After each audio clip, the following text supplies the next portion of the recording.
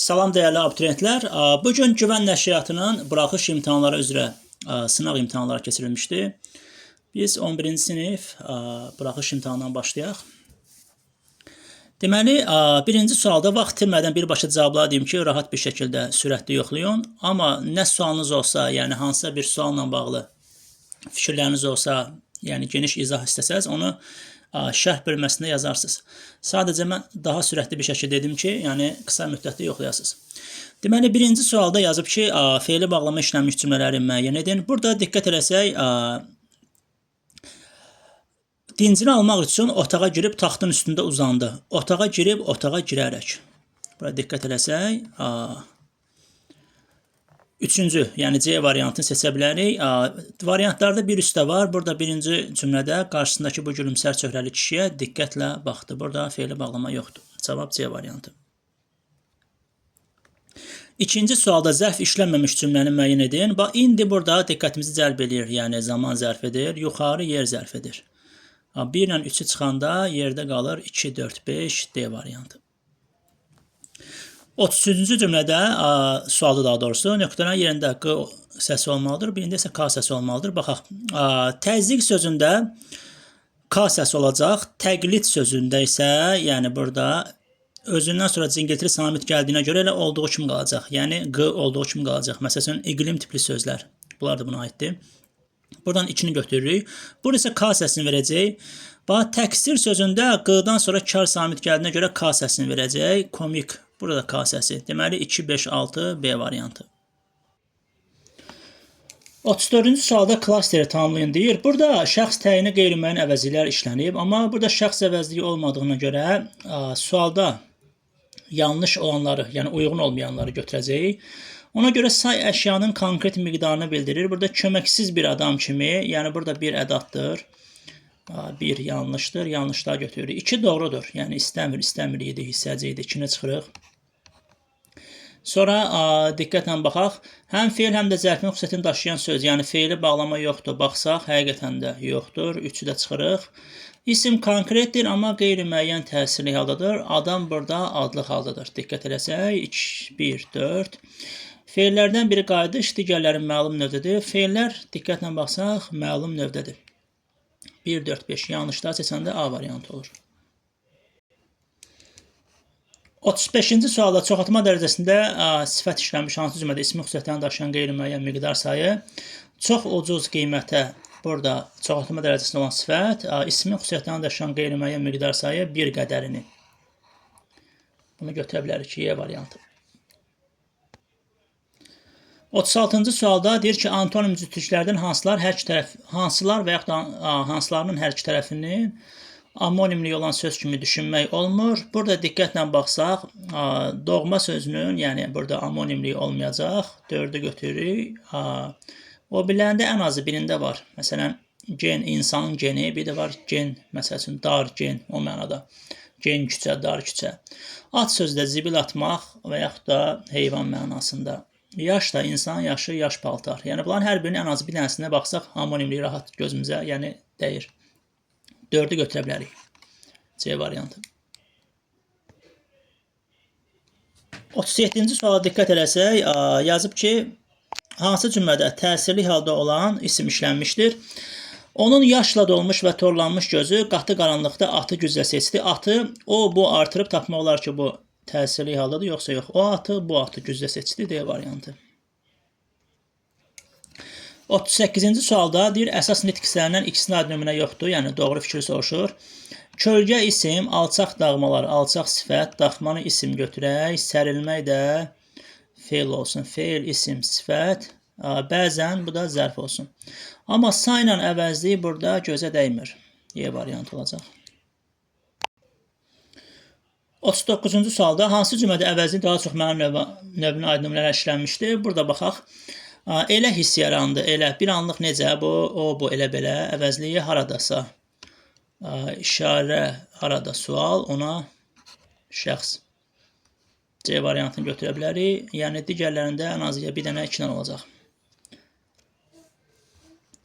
40-cı sualda diqqət eləsək, uyğunsuzluğu deyir. Məsələn, tsunami, burada A uzanır. Surət bu desə u uzanır. Deyir eyni sayt uzun tələffüz olunur. Yəni bu yanlışdır da. Çünki birində o, daha doğrusu birində a saytı, birində isə u saytı, yəni uzanır. Yazıb ki, eyni sayt uzun tələffüz olunur, sonra yanlış yazıb. Yanlış olduğuna görə bu doğrudur. Dərhal avtomatik ikiləri çıxırıq buradan. Vaxt getməsin deyə. 4-5 hər ikisində var. Elə 1 ilə 3-ə baxaq. Məsələn, mürəkkəb sözündə biz bilirik ki, qoşa çığlarda ikincisi g səsinə çevriləcək. Avtomatik g olandan sonra, yəni dərhal baxa bilərik. Burada karlar cingiltili samitlərdən azdır həqiqətən də. Bu doğrudur. 3-ü də çıxdıq. Yerdə qaldı 1, 4, 5. Yazıb ki, rəsmxat sözünün yazılışı və tələffüzü fərqlənmir. Doğru yazdığına görə yanlışdır. Burada bir fərqli məqam var. Mətni yəqin ki, şagirdlər diqqətlə oxuyublar. Onu bir daha oxuyub vaxt itirməyək. Birbaşa suallara keçək. Elə sualdan başlayaq, mətnin birinci sualından başlayaq. Deməli, mətnə əsasən Məhəmmədin verdiyi suallar onun. Orada diqqət eləsə soruşurdu ki, görəsən, yəni Allah çəyirtkələri niyə göndərib? Belə araşdırırdı. Hadisələrə düşüncəli yanaşdığını, tənqidi yanaşdığını göstərirdi. Burada C variantı daha məntiqlidir. Növbəti sualda yanlış fikirlərdir. Hadisənin məsciddə elan edilməsi onun ictimai əhəmiyyətini göstərir. Bəli, yəni hər kəs yığışmışdı. Deməli, hər kəsin diqqətini cəlb eləmişdi. Biri çıxdıq. Cəmaatın dua və tövbəyə yönəlməsi onların dini inanclarından xəbər verir. Bəli, yəni inanclı insanlar idi ki, məscidə yığışmışdılar. İkini də çıxartsaq. Müsəllaya, yəni o dua etməyə çıxmaq çəyirtkələrə qarşı tətbiq edilən texniki. Texniki yox. Yəni bu mənəvi olaraq belə deyim də bir tədbir idi.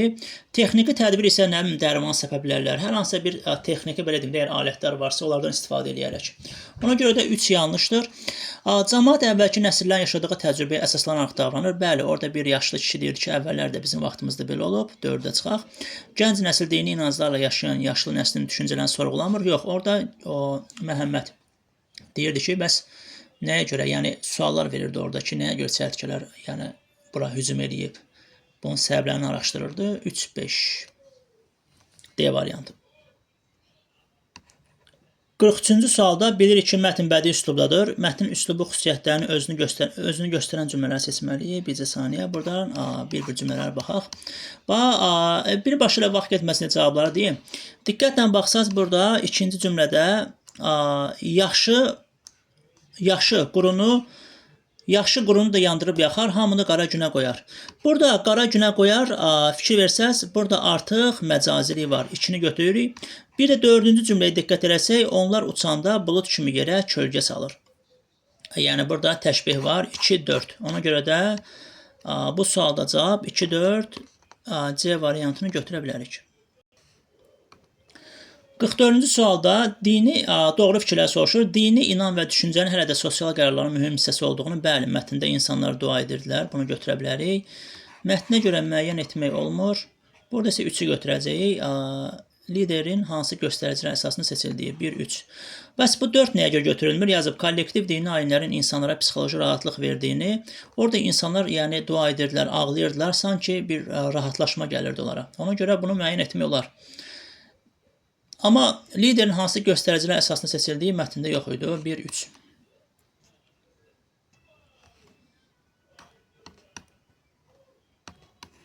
Bu sualda, 45-ci sualda hansı fikri mətninə əlaqələndirmək olmaz? Burada inanc dua ilə güclənənlər tədbirlə tamamlanır. Bəli, orada tədbir görürdülər. Yəni, məsələn, göyərçindən gətirilməsi tutaq ki, təbiətin dilini anlamaq fəlakəti dəf etməyin ilk yoludur.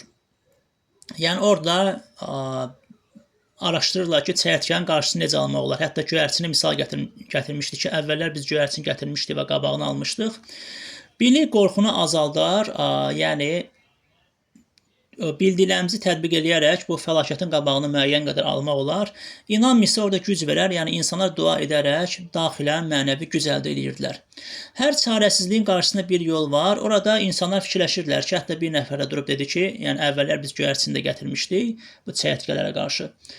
Amma təbiət özünə qarşı edilən səhvlərə bağışlamır. Mətndə yəni elə bir şey rastımıza çıxmadı ki, təbiətə qarşı hansısa bir səhv edilmişdi. Sadəcə demişlər ki, Allahın qəzəbidir, amma açıq-aşkar bir şey yazmamışdı ki, nə baş vermişdi. Yeganə burada belə müqayisə edəndə daha uyğun gəlir. 46-cı sualda mətndə çəyirtkə fəlakətinin səbəbi kimi nə göstərilmişdi? Orada demişdi ki, mətndə Allahın qəzəbi tutub. Məsəl üçün o tipli cümlələr yazsaz daha doğru yəni daha doğru olar. 47-ci sualda mətnə əsasən cədvəli doldurun. Əsas problem yəni çəyirtkənin belə deyim də, yəni hücum eləməsi idi, ətraf aləmə belə deyim zərər verməsi idi. Həll yolu da həm dua etmək, yəni müsəllaya çıxmaq, dua etmək, həm də ki çəyirtkələri qarşı göyərçinlərin gətirilməsi. Bu ikisini yazmaq olar. 48-ci sualda üslubuna görə fərqlənən cümlə və onun üslubu xüsusiyyətlərini deyir. Mətndə bir saniyə əvvəlki yerə qayıdaq. Burada diqqət eləsək, yazmışdı. Son illərdə Azərbaycanda 1200 hektar sahədə məhsul zərər görmüş. Bu isə milyonlarla manat itkiyə səbəb olmuşdur. Sanki xəbərlərə baxırıq. Burada publisistik üslubun əlamətləri var. 49-cu sualda mətnə görə cəmaət hadisənin fövqəladə olduğu nəyə əsasən anlamış olur? Orada insanlar hamısı məscidə yığılır, deyirlər ki, xanın əmridir. O vaxt belə hər kəsin məscidə yığılmağı da sanki insanlarda belə bir fikir oyadırdı ki, nəsə fövqəladə bir şey olub ki, bu qədər insanı birdən-birə məscidə yığıblar.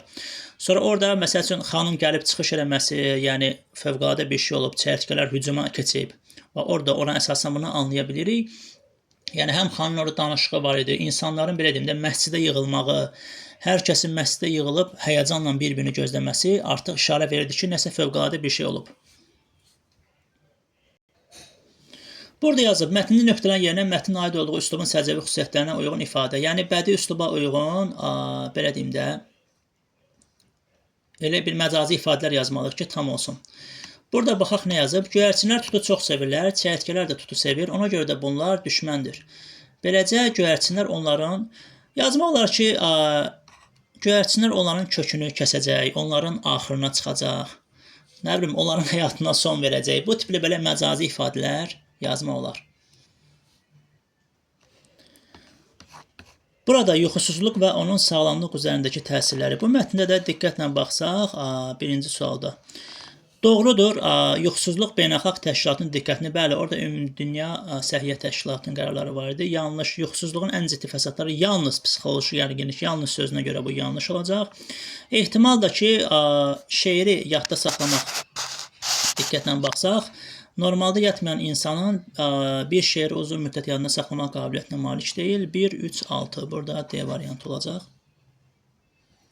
Növbəti sualda yuxuya müsbət təsir edən amillər yazıb. Ağır yeməkləri və kofein tərkibli içkiləri gündəlik. Gündəlik yox, yatmamışdan əvvəl dediyinə görə bunu götürmürük. Yuxu üçün konkret zaman müddət orada yazmışdı. Yəni müəyyən bir zaman və müddət ayırmaq lazımdır. İkini götürə bilərik. Yuxuya mənfi təsir edən amillər deyir, yataq otağının lazımi parametrlərə cavab verməməsi. Bəli. Çünki orada deyirdi, məsəl üçün otaq qaranlıq olmalıdır, müəyyən bir şərtlərə əməl eləmək lazımdır. 2-4 olacağına görə Y variantı. Növbəti sualda diqqət eləsək, yuxusuzluğun beyində yaratdığı dəyişikliklər nəticəsi kimi hansı hal göstərilib? A variantı, diqqətlə baxsaq, kimyəvi balansın pozulması nəticəsində yaddaş zəifləyir. A variantını götürə bilərik. 55-ci sualda çərçivə içərisində verilmiş ifadə hansı cümlədə mətndəki mənasında işlənmişdi? Orada işlərin uzanmağı, bax, uzanmaq sözü mətnin çərçivədəki mənası ilə B variantına baxsaq, işlərin uzanmağı, bunlar bir-birini tamamlayır. Məsələn, A variantı, C variantı, D variantı, onlar həqiqi mənadadır. Y variantı burada getməyəcək, B variantı. Burada 56-cı sualda mətndə yuxusuzluğun miqyasına görə qlobal problem olması hansı faktla əsaslandırılır? Uşaqlar, burada deməli, qlobal, yəni bütün dünyanı əhatə eləyən də, orada yazmışdı axı, səhv etməsə 7 milyon idi. Yəni insan, belə deyim də, erkən ölüm riski ilə üzləşir. Orada Ümumdünya Səhiyyə Təşkilatının verdiyi qərar var idi. Onu yazmaq olar. Burada yazıb ki, müddəa yuxusuzluq sadəcə bir narahatlıq deyil, həm fiziki, həm də əqli sağlamlıq üçün ciddi bir təhdiddir. Fiziki və əqli sözünü yadda saxlayaq. Yəni, burada, məsələn, yazıb ki, bircə saniyə, yuxusuzluğun ən ciddi təsirlərindən biri ürək damar xəstəliyi. Bu abzasda, məsəl üçün, o fiziki xəstəliklərdən də tutaq ki, qan təzyiqindən başlayır, ürək xəstəlikləri, insult, nə bilim, diabet, şəkərli diabet, bir sıra şeylər yazır. Sonra keçir bu abzasda isə əqli sağlamlıq. Sonra yəni o yuxunun, belə deyim də, yaddaşsızlıq, insanı belə deyim də, beyninə təsir eləyir, yaddaşsızlıq əmələ gətirir. Yəni bu ikinci, üçüncü abzasda hərəsindən bir-iki dənə fakt yazsaz doğru olar. 58-ci sualda yazıb ki, altına xətt çəkilmiş cümləni uyğun düzəlişlər ancaq qüsurlu məqamlarda, yəni bunları düzəltməklə yazaq. Gəlin baxaq. Altına xətt çəkilən cümlə burada. Yuxusuz insanlar daha çox səhv edirlər. Yazıb ki, fokuslanma istedadları, fokuslanma bacarıqları sözünü buraya yaza bilərik. İş yerində məhsuldarlıq yerə düşür, yox, aşağı düşür yazsaq bu daha doğru olar. Burada 59-cu suala diqqət eləsək, yuxusuzluğun fərdi nəticəsi, bir də yuxusuzluğun ictimai nəticəsi. Fərdi odur ki, yəni insan özünə aid olan da. Məsəl üçün, tutaq ki, burada məsələn yazmışdı. İnsan məsəl üçün yuxusuz qalanda mətndə diqqətlə baxsaz, hansı narahatlıqlar keçirdə bilər?